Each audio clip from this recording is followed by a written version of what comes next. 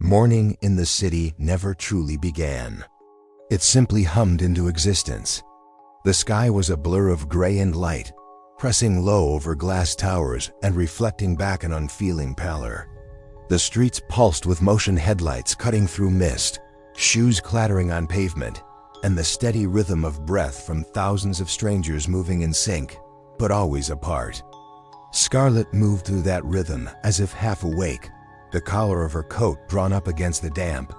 Her reflection ghosted in each passing window, a pale face, tired eyes, a flicker of restlessness she tried to ignore.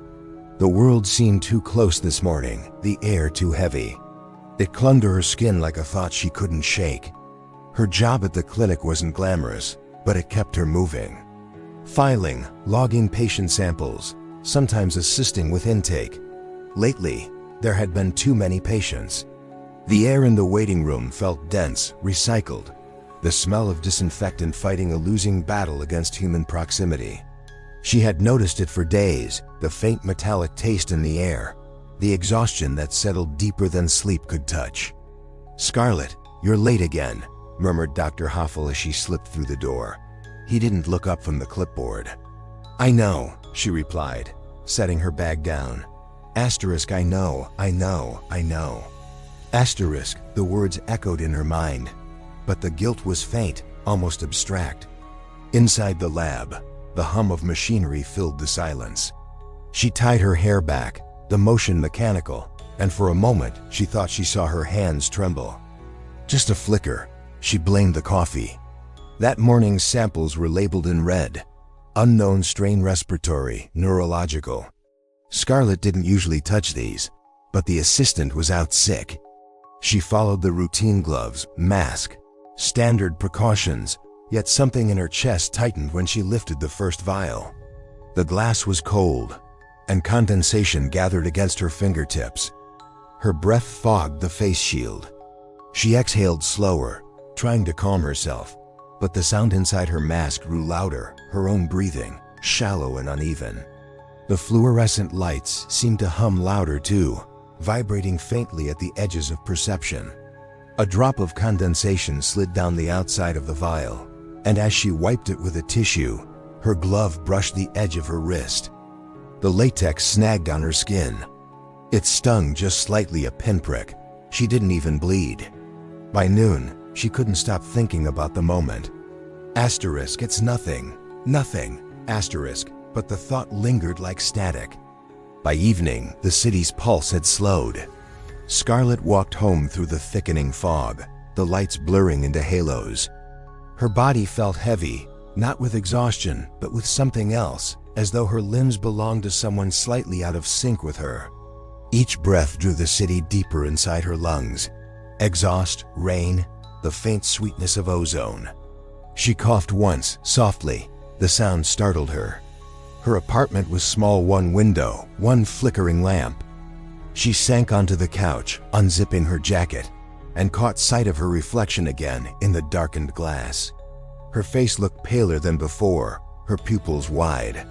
For a moment, she thought the reflection lagged, moving a fraction slower than she did. Asterisk, it's just the light.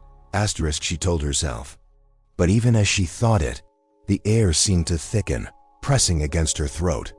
She swallowed hard, but the sensation didn't fade.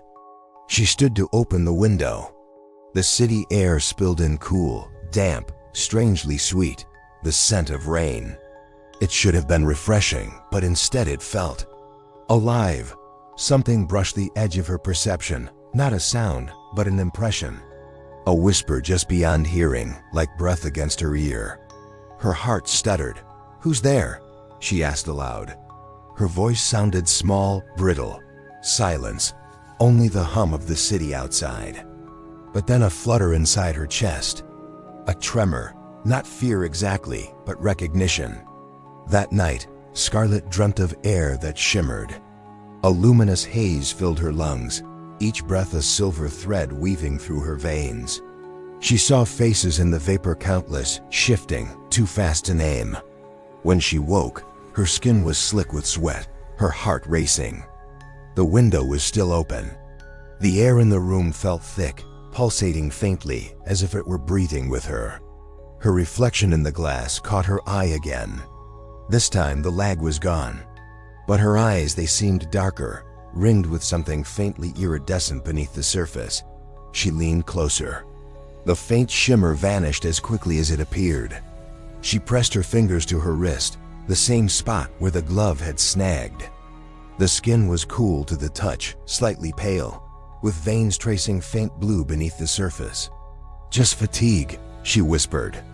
But the words came out uneven, almost overlapping themselves. Her pulse quickened. The air around her seemed to respond, soft vibrations rippling through the silence. At the clinic the next day, she noticed how quiet everyone seemed. No laughter, no chatter. Even Dr. Hoffel looked drawn. When Scarlett passed through the hall, a patient turned sharply, eyes wide. For a heartbeat, she thought he looked afraid, not of her, but at her. She touched her cheek. "What?" He shook his head quickly, muttering something about dizziness. Scarlett moved to the lab, trying to steady her breathing. The hum of the machines comforted her, familiar, mechanical. But as she began logging samples, a tremor passed through her hand again. The vial rattled softly on the tray. Her vision swam for a moment, the lights overhead flickering. And then she heard it again. A whisper, low and layered, threading through the sound of ventilation. "Asterisk, you're breathing us in." Asterisk, she froze. The voice, if it could be called that, seemed to come from within the air itself. Her heartbeat thundered. "No," she said quietly. "No." But something inside her stirred, not panic, not quite. A strange warmth unfurled through her chest, radiating outward in pulses. It wasn't entirely unpleasant. In fact, part of her wanted to surrender to it, to let it fill the space inside her where exhaustion had lived for so long. She gripped the edge of the counter, eyes closing. "Asterisk, it's in the air." Asterisk, the voice murmured again. "Asterisk, it's always been in the air." When she opened her eyes, the lab was still. The vial in front of her glowed faintly under the fluorescent light, a halo of condensation gathering at its rim. The whisper had stopped, but its echo lingered in her bones. Scarlett exhaled slowly, and the faintest tendril of mist left her lips visible only for a second before vanishing into the sterile air. If you enjoyed this story, give it a like, subscribe, and turn on notifications.